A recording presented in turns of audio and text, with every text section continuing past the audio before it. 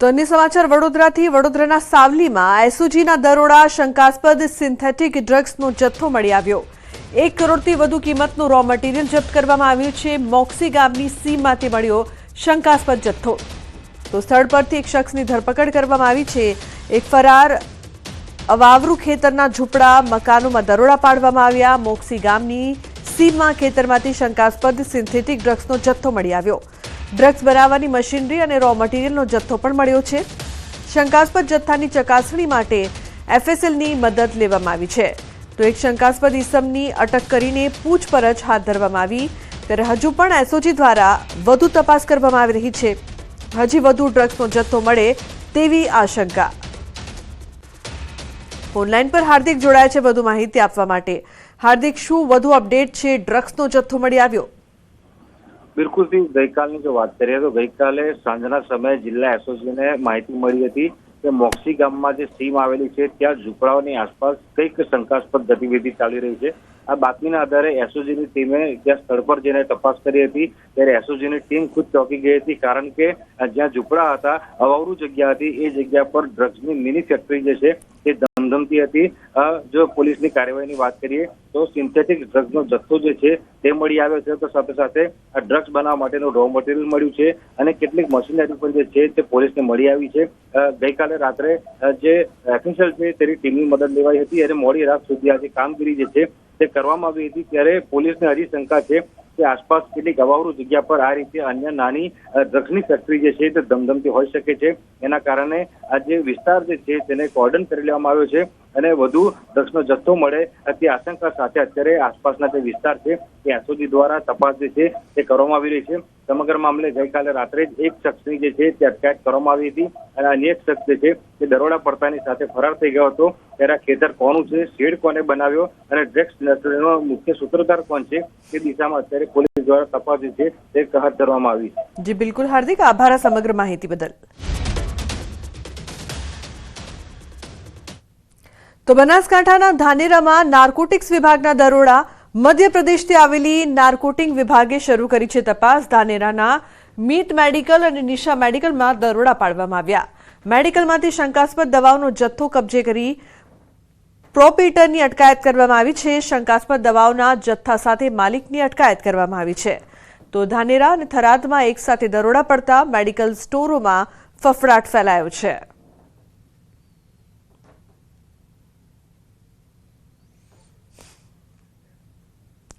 નવસારીના હાઈવે પાસે નાઇજીરિયન મહિલા પાસેથી ડ્રગ્સ ઝડપાયા મામલે ખુલાસો થયો છે। નાઇજીરિયન મહિલાની પૂછપરછ કરતા નાઇજીરિયામાં રહેતા ઇલ્ડર નામના વ્યક્તિના કહેવાથી મુંબઈ ડ્રગ્સ આપવામાં આવી હોવાનું સામે આવ્યું છે। મુંબઈના વસઈ હાઈવે ખાતેથી ડ્રગ્સનો જથ્થો આપનારા વ્યક્તિને પોલીસે ઝડપી પાડ્યો છે। લુક પીટર ઉર્ફે બોયફ્રેશ નામના ઈસમને મુંબઈના મીરા ભાઈન્દરથી ઝડપી પાડ્યો છે। પોલીસે આરોપીને પકડીને કોર્ટમાં રજૂ કર્યો। ચીફ જ્યુડિશિયલ મેજિસ્ટ્રેટે પકડાયેલા આરોપીના 4 દિવસના રિમાન્ડ મંજૂર કર્યા। તો અન્ય સમાચાર કચ્છથી। કચ્છના ગાંધીધામમાં જીએસટી વિભાગના દરોડા। ટિમ્બરની 5 પેઢી પર જીએસટી વિભાગ દ્વારા દરોડા પાડવામાં આવ્યા છે। ગાંધીધામની MK timber, VR wood, MK timber and traders, Shri Shyam wood, Saraswati wood અને વધુ એક પેઢી પર ડીજીજીઆઈના દરોડા પડ્યા છે। 37 કરોડના જીએસટી કરચોરી કૌભાંડનો પર્દાફાશ થયો છે। દરોડા દરમિયાન પેઢીઓ દ્વારા રોકડમાં વેચાણ કરીને ટિમ્બર પર લાગતા 18% જીએસટીની ચોરીના પુરાવા મળ્યા છે। દરોડા દરમિયાન 5 પેઢી પાસેથી ડિજિટલ ડેટા જપ્ત કરીને આગળની કાર્યવાહી હાથ ધરવામાં આવી છે।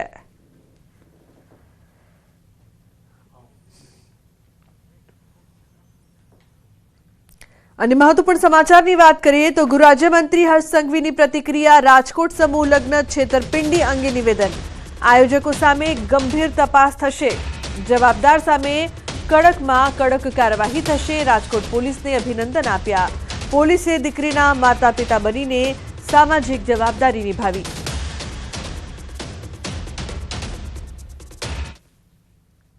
આ આયોજકો પર જરૂરથી ગંભીરતાપૂર્વક તપાસ થશે અને કડકમાં કડક કાર્યવાહી થવી જ જોઈએ। હું આજે રાજકોટ પોલીસને સોશિયલ પોલિસિંગનું એક સૌથી ઉત્તમ ઉદાહરણ આપણા સૌના સામે આવ્યું. હું રાજકોટ પોલીસને ખૂબ ખૂબ અભિનંદન આપું છું. તો રાજકોટમાં સમૂહ લગ્ન છેતરપિંડી મામલે મોટો ખુલાસો થયો છે. એક યુગલ દીઠ 30,000 રૂપિયા ઉઘરાવ્યા હતા. દાતાઓ પાસેથી પણ નાણાં ઉઘરાવ્યા હતા. અગાઉ પણ સમૂહ લગ્નનું આયોજન કરીને છેતર્યા હતા. 50 કરતાં વધુ લોકો જાનમાં આવે તો દરેક વ્યક્તિ દીઠ 100 રૂપિયા ઉઘરાવતા હતા. 6 લોકો સામે ગુનો દાખલ કરીને 3ની ધરપકડ કરવામાં આવી છે. મુખ્ય આરોપી ચંદ્રેશ છત્રોલાની શોધખોળ શરૂ કરવામાં આવી છે.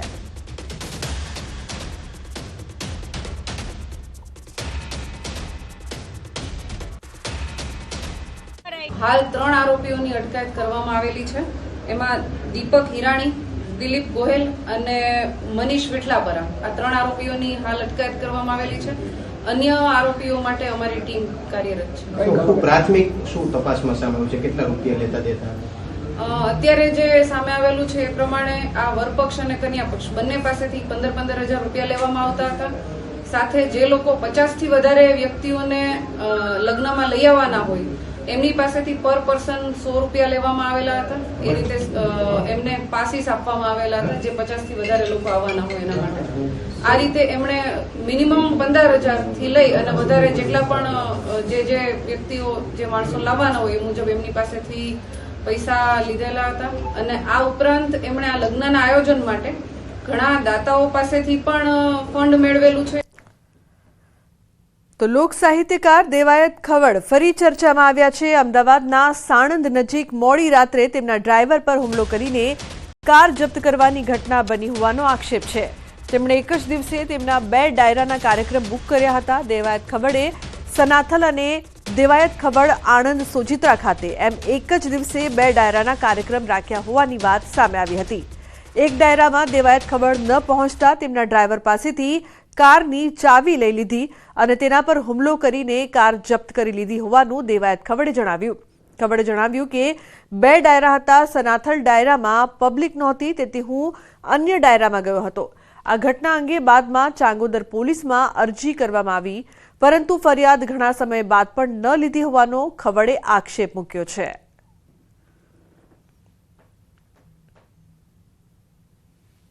એટલે આ લોકોએ 2 ગાડી પાછળ કરી, મહિન્દ્રા થાર અને ઇનોવા. સનાથલથી આઈ થિંક 500 મીટર કે સોરી મને ખાસ ખબર નથી ડિસ્ટન્સ રિંગ રોડનું જે હોય છે ત્યાં ગાડી પહોંચી એટલે 2 ગાડી આડી નાખી. બોટલનો ઘા કરીને ગ્લાસ ફોડ્યો. કાનાને જેમ ફાવે એમ ગાળું દીધી. ગાડીની ચાવી લઈ અને સ્કોર્પિયો ગાડી લઈને લોકો નીકળી ગયા. 20 તારીખે રાત્રિનો આ બનાવ. એટલે કાનાને મને ફોન આવ્યો કે ભાઈ ગાડી લઈને લોકો નીકળી ગયા. મેં કીધું તું ઊભો રહે. ત્યાં હું 2 વાગે આઈ થિંક પહોંચી ગયો અમદાવાદ, આણંદ બાજુથી આવો. એટલે કાનાને મેં ગાડીમાં બેસાડીને કીધું કે જે કાંઈ થતું સવારમાં આપણે કાયદેકીય પ્રોસેસ કરશું. હા, એમાં હું ખ્યાલ છે મને ત્યાં સુધી રામભાઈ કાનજીભાઈ ચૌહાણ હતા ગાડી લેવામાં. ત્યાં બબાલ કરી એમાં બધા ભેગા હતા ગાડી બોલવામાં. પહેલા દેવાયતભાઈ ખવડ દ્વારા 2 ડાયરાનું આયોજન કરવામાં આવ્યું હતું જે પેરેલલ ચાલેલા હતા. આ ઉપરાંત દેવાયતભાઈ દ્વારા એક ડાયરામાં હાજરી ન આપી શકવાથી તેમના ચાહકો દ્વારા ચાંગોદર પોલીસ સ્ટેશનના વિસ્તારની અંદર તેમની ગાડી આંચકી લેવાની તેમની ફરિયાદ છે. જે બાબતે તેમણે અરજી આપેલી છે. અરજીમાં પોલીસ તપાસ કરે છે. આ બાબતે ફરિયાદીઓનું નિવેદન છે એ વારે વારે ફરે છે. આ બાબતે તથ્યોની ચકાસણી કરવી જરૂરી બને છે. આથી તથ્યોની ચકાસણી કર્યા બાદ ચોક્કસપણે ગુનો દાખલ કરવામાં આવશે અને કોઈ પણ આરોપીને બક્ષવામાં નહીં આવે. તો દાહોદના ઝાલોદ નગરપાલિકા ચૂંટણી પરિણામ વિજેતા ઉમેદવારો ભૂગર્ભમાં હોવાના મામલે ઉમેદવારે જ કર્યો છે ખુલાસો. વિજેતા સભ્યો મંદિર દર્શન કરવા માટે ગયા હોવાનો કર્યો ખુલાસો. વોર્ડ નંબર 3ના ભાજપના વિજેતા ઉમેદવાર અનિલ ભાભોરે આપી છે પ્રતિક્રિયા. કહ્યું 8 અપક્ષના અને 10 ભાજપના ઉમેદવારો મંદિરમાં દર્શન કરવા ગયા છીએ. પાર્ટી જે નિર્ણય લે તે માન્ય હોવાનું પણ ભાજપા જિલ્લા પ્રમુખને જાણ કરી હોવાની પણ તેમણે વાત કરી છે. હું અનિલભાઈ ગવજીભાઈ ભાભોર વોર્ડ નંબર 3માંથી ચૂંટાયેલો સભ્ય છું. અમે ભાજપના 10 સભ્ય સાથે છે. અમે મંદિરે દર્શન કરવા માટે આવ્યા છે. કોઈના દાબ દબાણ વગર આવ્યા છે. અમે જેને પણ પાર્ટી મેન્ડેટ આપશે એની સાથે રહીશું. આ જાણ અમે ભારતીય જનતા પાર્ટી પ્રમુખને જિલ્લા પ્રમુખને કરી ચૂકેલ છે.